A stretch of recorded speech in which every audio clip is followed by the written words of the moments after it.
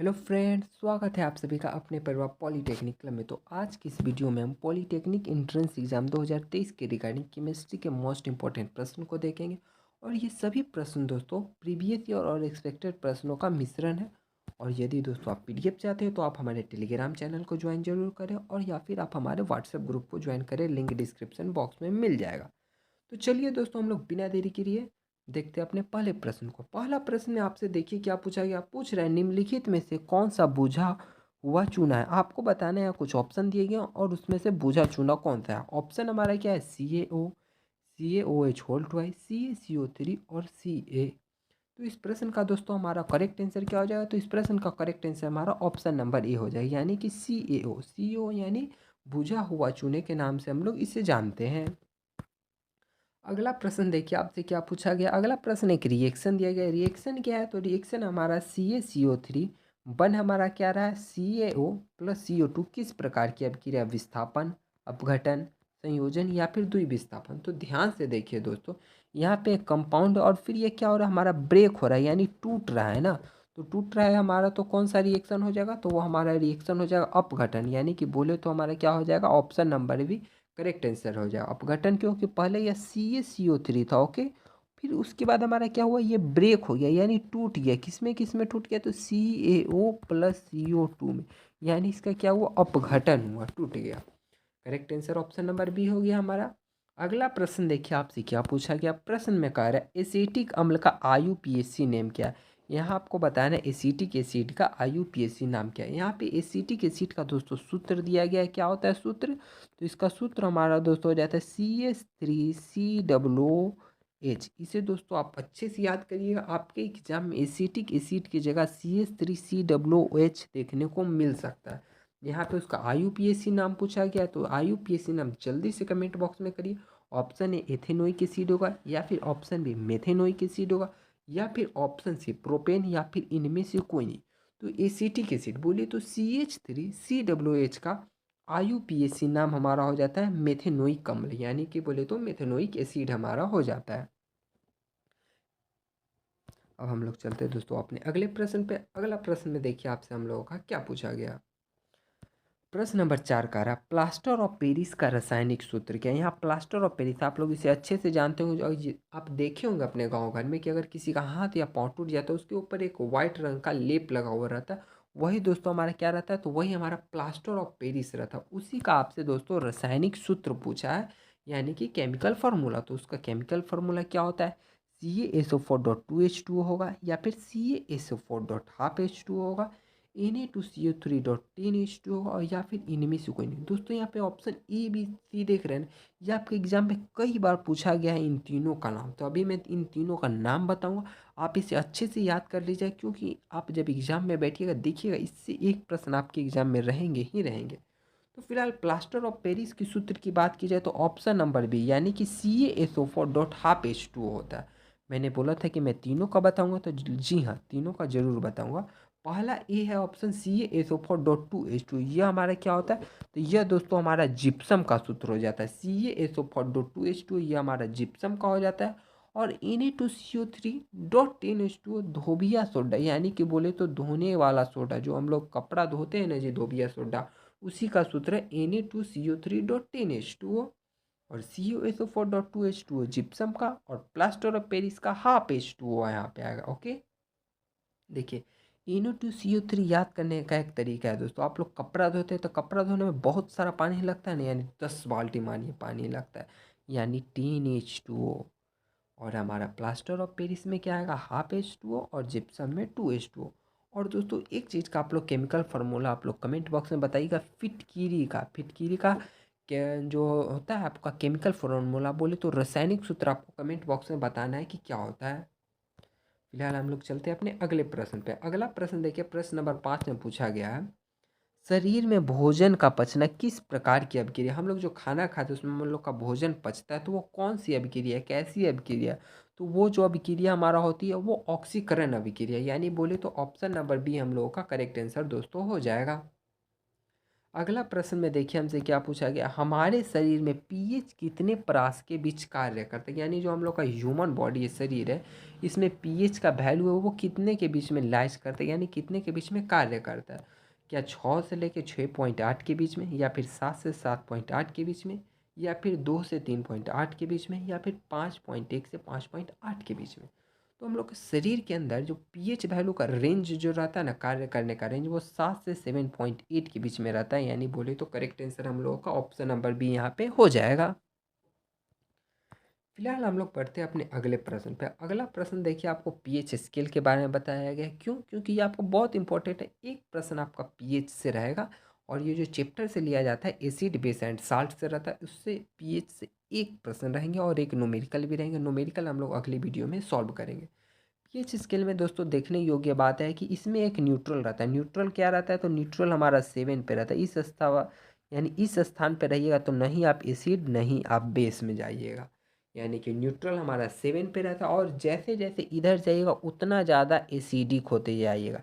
यानी 0 पे रहिएगा तो आप बहुत ज़्यादा एसिडिक में रहिएगा, और 14 पे जब रहिएगा तो आप बहुत ज़्यादा बेसिक रहिएगा, यानी बेसिक नेचर के रहिएगा, क्षारीय प्रवृत्ति के रहिएगा। इसी स्केल को दोस्तों आप लोग अच्छे से याद जरूर करिए। और दोस्तों यहाँ पे कुछ आपको यहाँ पे कुछ प्रोडक्ट दिए गए, जैसे मिल्क दिया गया है, दूध, मिल्क है, प्योर वाटर है। इसका आप लोग पीएच वैल्यू याद कर लीजिए। इसमें इंपॉर्टेंट क्या है? तो इसमें इंपॉर्टेंट हम लोग का हो जाता है, हम लोग का जो स्टोमच का एसिड होता है उसका पीएच वैल्यू एक इम्पॉर्टेंट हो जाता है, और दूसरा आपका हो जाता है प्योर वाटर का हो जाता है, और ब्लड का हो जाता है। इसलिए आप इसे याद जरूर रखिएगा कि वाटर का क्या होता है और ब्लड का क्या होता है, और हमारे जो पेट में जो एसिड होते हैं उसका क्या होता है। यह तीनों आपको बहुत इंपॉर्टेंट है। यदि आप प्रीवियस ईयर प्रश्नों को सॉल्व करते होंगे तो वहाँ आप देखे होंगे इनमें से एक प्रश्न आपका रहता है। और न्यूमेरिकल का चिंता नहीं कीजिए, नेक्स्ट वीडियो में हम लोग पीएच स्केल से न्यूमेरिकल को भी सॉल्व जरूर करेंगे।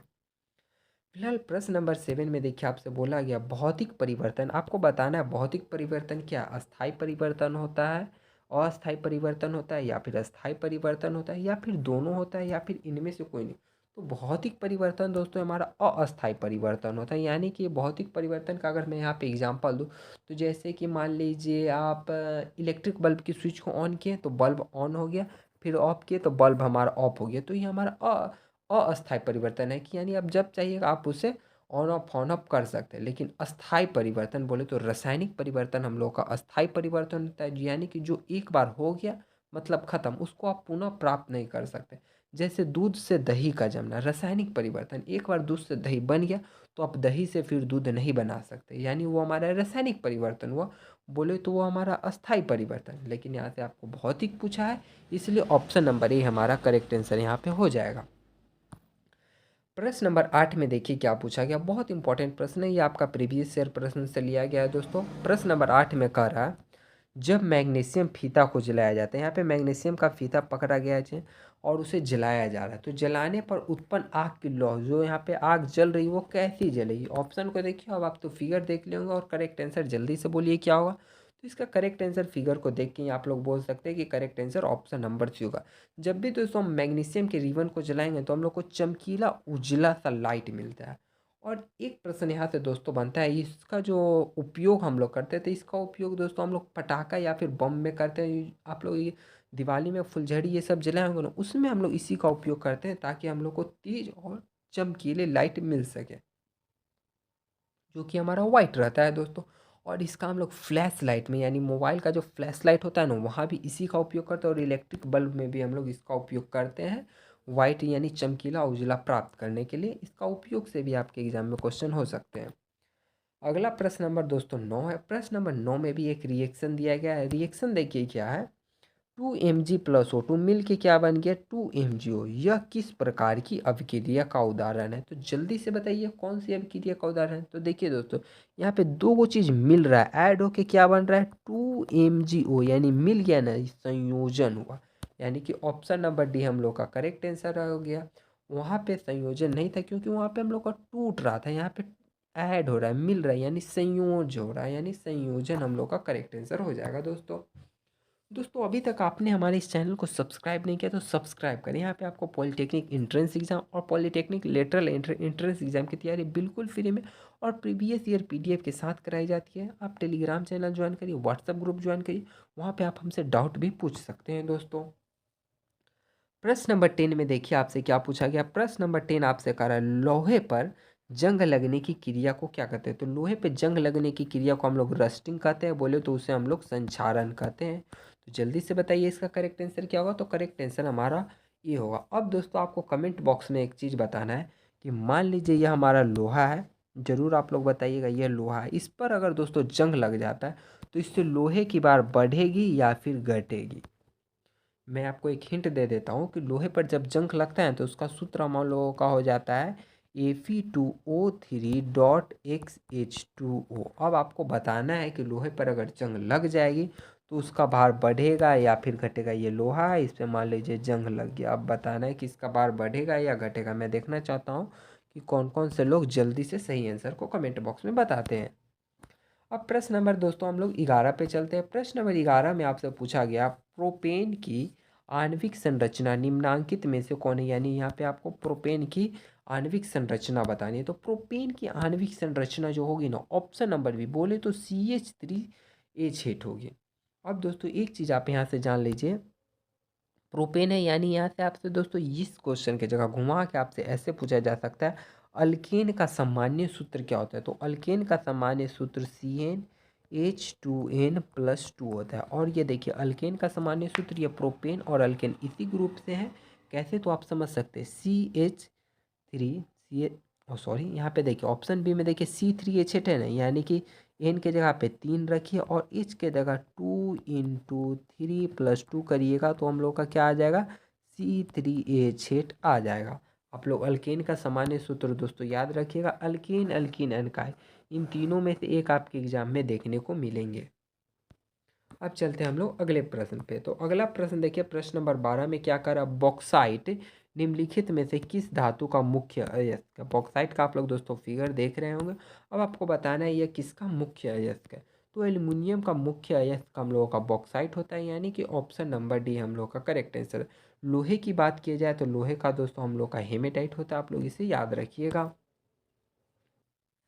अब हम लोग चलते हैं दोस्तों अपने अगले प्रश्न पे। अगला प्रश्न में देखिए आपसे पूछा गया चिप्स के पैकेट में से कौन सी गैस डाली जाती है। ये देख रहे होंगे आप, चिप्स का पैकेट है, बहुत पैकेट तो बहुत बड़ा रहता है और चिप्स उसमें कुछ ही रहता है। उसमें बताना है कि उसमें जो गैस भरा हुआ रहता है, यानी जो एयर रहता है वो हमारी कौन सी गैस रहती है। अमोनिया रहती है, नाइट्रोजन रहती है, या फिर ऑक्सीजन, या फिर हाइड्रोजन। तो उसमें हम लोग जो गैस का उपयोग करते हैं वो हमारा नाइट्रोजन रहता है, यानी कि ऑप्शन नंबर बी दोस्तों हम लोगों का करेक्ट आंसर यहाँ पे हो जाएगा। और दोस्तों हम लोग चलते हैं अपने अगले प्रश्न पे। अगला प्रश्न में पूछा गया है संगमरमर का रासायनिक सूत्र। आपको बताना है संगमरमर, इसका नाम आप लोग सुने होंगे, ताजमहल बनाने में इसका उपयोग किया गया था। तो इसका रासायनिक सूत्र दोस्तों क्या होता है। तो इसका रासायनिक सूत्र दोस्तों हम लोगों का हो जाएगा CaCO3, यानी बोले तो ऑप्शन नंबर बी हम लोग का करेक्ट आंसर हो जाएगा। संगमरमर का रासायनिक सूत्र क्या होता है, तो उसका सूत्र हम लोग का CaCO3 होता है।